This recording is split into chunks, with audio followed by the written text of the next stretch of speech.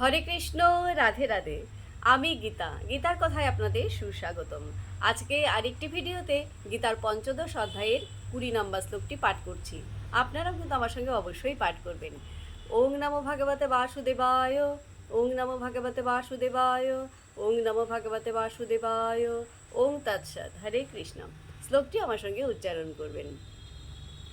ইতি গুহ্যতমং শাস্ত্রম ইদম উক্তম ময়া অনঘ এতৎ বুদ্ধা বুদ্ধিমান স্যাৎ কৃতকৃত্য চ ভারত।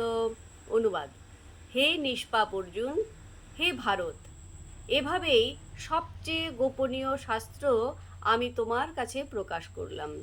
যিনি এই তত্ত্ব অবগত হয়েছেন তিনি প্রকৃত বুদ্ধিমান ও কৃতার্থ হন।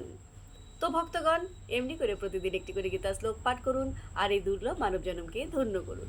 আর আমাকে কমেন্ট করেছেন তৃপ্তি ঘোষ। রাধে রাধে, আপনাকেও রাধে রাধে। হরি বল।